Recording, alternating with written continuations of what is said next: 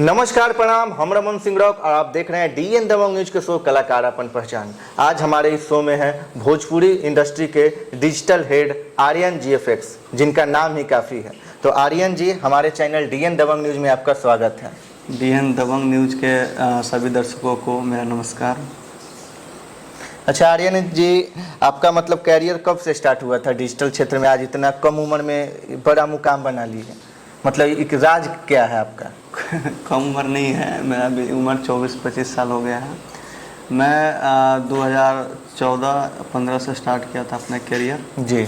और पहले मैं ग्राफिक्स डिज़ाइनर था। उससे पहले मैं स्टूडियो खोला था जी। मैं और मेरे एक बहुत ही अच्छे मित्र भाई समान भाई कृष्णानंद। तो मैंने काफ़ी 2-3 साल तक मैंने स्टूडियो का काम वगैरह किया, रिकॉर्डिंग, मिक्सिंग, मास्टरिंग वगैरह ये सब। और उसके बाद मैं ग्राफिक्स डिजाइनिंग वगैरह का किया। काफ़ी सारी बड़ी बड़ी कंपनी आदि शक्ति और उस लेवल काफ़ी सारी कंपनी का मैंने लगभग हज़ारों कंपनी का काम किया। मैं जी जी 3-4 साल कंटिन्यू किया और उसके बाद मैं 2019 में मैं डिजिटल काम स्टार्ट किया था, लेकिन बीच में कुछ रीजंस की वजह से मैंने ड्रॉप कर दिया जी। और फिर 2021 से मैंने स्टार्ट किया डिजिटल का काम। लगभग 1.5-2 साल हो ही गए होंगे डिजिटल का जी जी काम करते हुए। अच्छा, तो मतलब अभी तक कितना चैनल देख रहे हैं आप? कितने सिंगर का चैनल देख रहे हैं अभी तक? स्टार्टिंग में मैंने 2-3-4 मंथ के अंदर ही मैंने 500 प्लस चैनल मैंने लिया हुआ था। मैनेज करता था। काफ़ी सारे चैनल्स थे, अन्नपूर्णा फिल्म्स और भी बड़े बड़े चैनल्स वगैरह थे जी।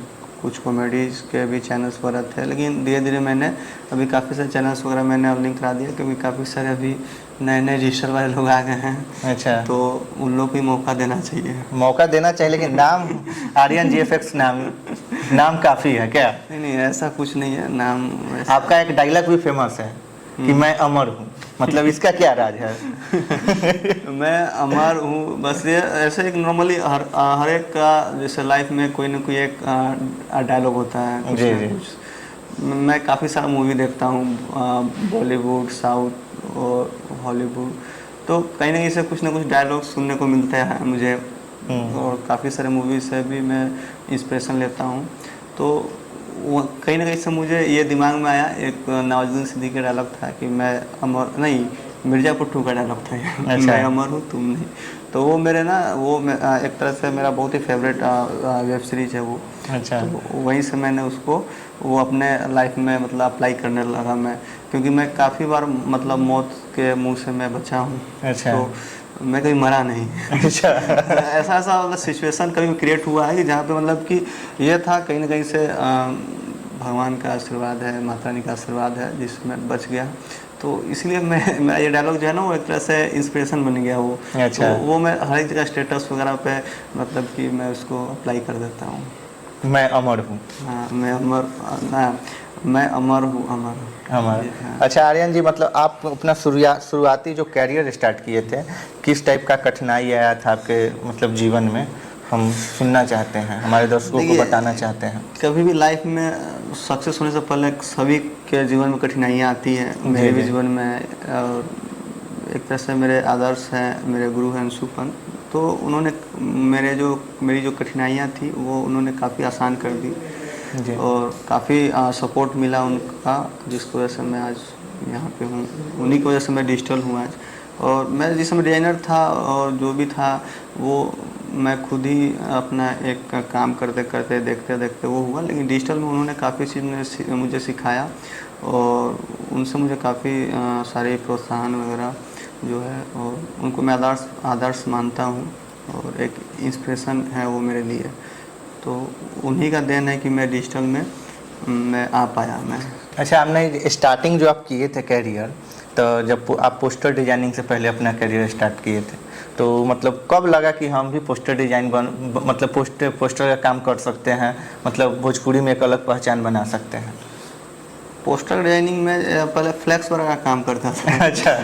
तो एक दोस्त के साथ मैं गया था, वो फ्लैक्स वगैरह छपवाना था, तो मैं वहाँ पे बैठ गया मैं, और वहाँ पे जो दुकानदार थे जो फ्लैक्स वगैरह का काम करते थे, तो वो डिज़ाइन कर रहे थे कंप्यूटर पर। तो मैं वहाँ पर बैठा तो देखा, तो मुझे लगा कि मैं भी कर सकता हूँ। तो मैं जब घर गया तो उसके बाद में लैपटॉप था ही मेरे पास, तो उस पर मैंने फ़ोटोशॉप्स वगैरह ये सब डाउनलोड किया, और उसके बाद में धीरे धीरे करते करते खुद से ही मैं सीख गया। और कुछ कुछ जैसे प्लगइन्स वगैरह या फ़ॉन्ट्स वगैरह होता था, तो मैं जो भी पहले से जो उस समय मैं जिस समय डिज़ाइनिंग करता था, उसमें बिहार में डिज़ाइनर नहीं थे, उस समय दिल्ली में थे। अच्छा। और भी तो काफ़ी सारे भोजपुरी के जो कलाकार लोग थे, उन लोगों का जो डिज़ाइन वो कराता था वहीं से आता था। तो मैं वही सब देख देख के मैं रात भर दिन भर काम करता था, वर्क करता था। और फ़ोटोशॉप का मुझे नॉलेज था, मैंने कंप्यूटर सीखा हुआ था, तो वो इजी हो गया मेरे लिए। लेकिन मैं स्ट्रगल बहुत किया इस फील्ड में, और उसी सबसे मेरा पहचान मुझे उसी चीज़ से मुझे मिला डिजाइन। आज भी मैं डिजिटल हूँ, लेकिन सब कोई आज भी आप सभी के फ़ोन में आप देखोगे तो सब डिज़ाइनर आर्यन जीएफएक्स के नाम से ही सेव होगा, बोले मैं डिजिटल हूँ। अच्छा, जीएफएक्स का मतलब क्या हुआ, पहले ये बताइए। जीएफएक्स का मतलब वो होता है ग्राफिक्स। जैसे अच्छा। जैसे ग्राफिक्स जो होता है, जैसे 2D 3D वगैरह जो होता है, तो ग्राफिक्स को मैंने ना शॉर्ट में जीएफएक्स लिख दिया। उसका में काफ़ी सारे लोग जीएफएक्स यूज़ करने लगे, और आपके मतलब नाम फेमस होने के बाद। हाँ, काफ़ी सारे लोग जीएफएक्स यूज़ करने लगे, और अभी भी शायद बहुत सारे लोग को पता भी नहीं हुआ कि जीएफएक्स का मतलब क्या है क्या नहीं। जी। अच्छा, अभी तक मतलब आप नए नए मतलब सिंगर के लिए क्या मतलब कर रहे हैं, मतलब डिजिटल के माध्यम से जो नए सिंगर अभी इंडस्ट्री में आए हैं, जो अपना एक नया मुकाम हासिल करना चाहते हैं, उनके लिए क्या बोलना चाहिएगा? देखिए, मैं सिंगरों से यही बोलना चाहूँगा कि जो भी सिंगर है वो सबसे पहले इंडस्ट्री में वो लोग क्या करते हैं ना, एक दूसरे को देख के वो लोग इंडस्ट्री में आ जाते हैं कि मैं भी गाऊंगा, मैं भी हिट हो जाऊंगा। तो ये चीज़ गलत है। तो सबसे पहले सिंगिंग जो गायकी है, एक तरह से तपस्या है जी। एक साधना है, एक तपस्या। तो मैं यही कहना चाहूँगी, सबसे पहले वो लोग क्लास करें, वो लोग मतलब गायकी को, सुर क्या है, स्वर क्या है, ये राग क्या है, ये सब सीखे पहले, और उसके बाद इस चीज़ में आया था कि ये होता है कि जैसे कि भोजपुरी अभी के समय में बहुत एक बड़ा मतलब समझिए कि बहुत बड़ा मतलब लेवल पे है। अभी बॉलीवुड ट्रेंडिंग में रहता है भोजपुरी गाने। अभी के समय में मुझे लगता है कि पंजाबी और ये हिंदी से ज़्यादा ट्रेंडिंग में जा रहे हैं भोजपुरी गाना। तो एक अलग पहचान है भोजपुरी का भी पूरे देश और दुनिया में। तो मैं चाहता हूँ जो भी सिंगर है वो पहले एक मतलब कि सही से किसी भी चीज़ में आप अगर उतर रहे हैं तो सबसे पहले उस चीज़ का पूरा शिक्षा ले ले, आप कैसे क्या करना, उसके बाद ही स्टूडियो में जाए गाए। बहुत सारे क्या करते हैं कि बस देखा देखी स्टूडियो में घुस जाते हैं, बेसुरे गाने लगते हैं, और वो लोग चैनल लाते हैं मेरे पास, बोलते हैं इस पर व्यू चाहिए। तो उस चीज़ को मुझे प्रमोट करना भी उचित नहीं लगता है कि नहीं। अगर कोई किसी की आवाज़ में दम है, गायकी में दम है, तो हम लोग खुद उसको अप्रिशिएट करते हैं, खुद उसको मतलब जहाँ तक हो सके हम लोग उसको मतलब कि प्रमोट करने की कोशिश करते हैं। तो यही है कि जो भी सिंगर बन रहे हैं या बनना चाह रहे हैं, उनसे बस ये अनुरोध है कि भाई पहले आप लोग उसके बारे में नॉलेज लीजिए, सब सीखिए। आप लोग हारमोनियम पकड़िए, स्केल पकड़िए, स्केल में गाइए ताकि। और दूसरा चीज़ की जो है कि अभी ये अश्लीलता वाला ये मुद्दा काफ़ी बड़ा है। इसके मैं कभी ऐसा कभी भी फेसबुक पे या यहाँ पे कहीं पे मैं इसका मतलब विरोध वगैरह ये मतलब कि मुझे नहीं देखा मैं कोई भी पोस्ट करते हुए। मैं इसलिए नहीं करता क्योंकि कहीं ना कहीं से पब्लिक ही उन कलाकारों को व्यू देती है। साफ सुथरा संगीत को तो पब्लिक सुनती नहीं। मेरे काफ़ी सारे चैनल्स हैं, काफ़ी सारे कलाकार लोग हैं जो कि अच्छे अच्छे गाने गाते हैं, उस पर 200 और 500 व्यू पे जाकर वो रुक जाता है। और वही उल्टा सीधा गाना गाते हैं, वो अहिरान भगवान कर देंगे या फिर मतलब आरजेडी बीजेपी और जितना ये सब कंट्रोवर्शियल टाइप सॉन्ग होंगे उस पर व्यूज ईजिली आ जाता है। तो इससे क्या होता है ना कि एक मतलब कि गलत वे में मोटिवेशन मिलता है सिंगरों को। सिंगरों को क्या चाहिए, व्यू चाहिए।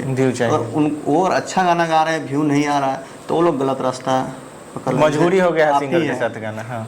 आप ही हैं, अगर आप अच्छे काम कर रहे हैं, आपका पेट नहीं भर रहा है, तो अब जाहिर सी बात है आप गलत करोगे भाई।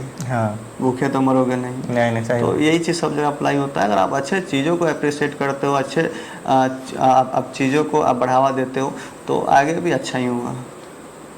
अच्छा, अभी जो भोजपुरी में हमेशा सॉन्ग ट्रेंडिंग में रहता है, क्या लगता है हमेशा ट्रेंडिंग में ही भोजपुरी का एक मुकाम रहेगा कि ट्रेंडिंग भी हो सकता है, क्या लगता बिल्कुल रहेगा, बिल्कुल ट्रेंडिंग में रहेगा। हाँ। और मैं चाहूँगा कि हमेशा भोजपुरी ट्रेंडिंग में रहे। है?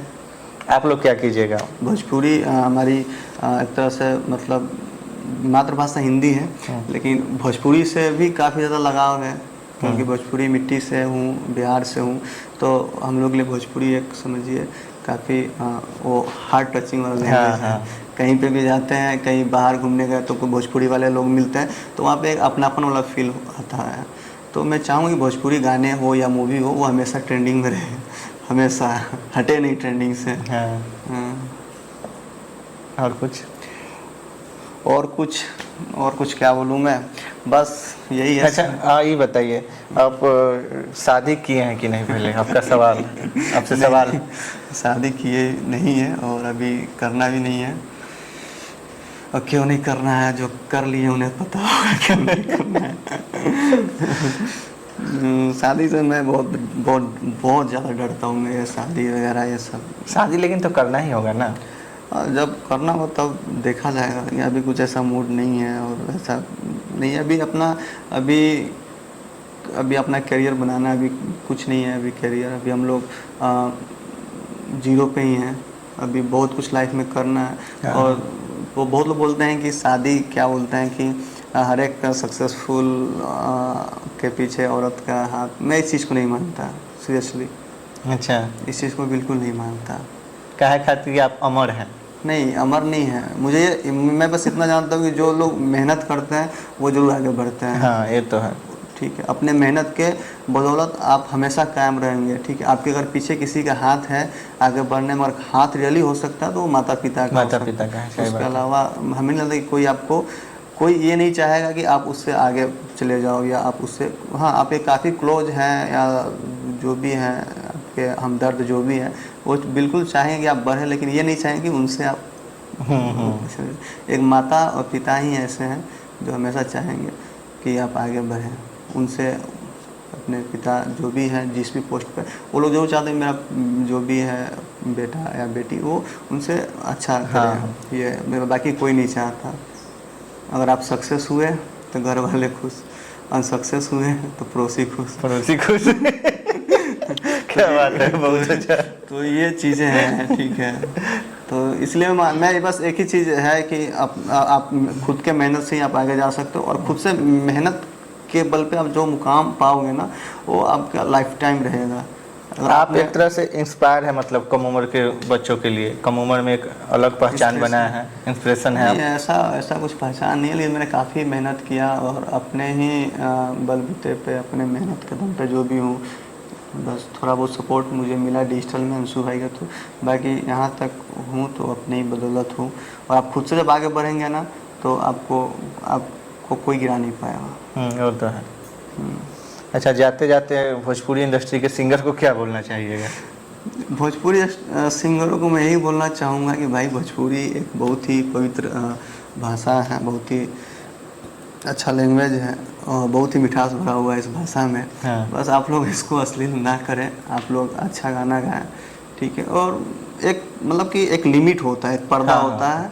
तो ऐसा नहीं कि बॉलीवुड में कभी कभी क्या होता है कि सिंगर लोग किसी दूसरे भाषा से कंपेयर करने लगते हैं, बॉलीवुड में इससे भी ये है। भाई बॉलीवुड से और बाकी बंगला से पंजाब हमें क्या लेना देना है? सही बात है। हमें खुद सही रहना होगा ना। मुझे खुद, क्योंकि कहीं ना कहीं से जो भी गाने बजते हैं काफ़ी से डीजे पे, तो कहीं ना कहीं से एक माँ बहन है, तो वहाँ पे जब अश्लील गाने बजते हैं तो थोड़ा अच्छा नहीं लगता, अजीब लगता है।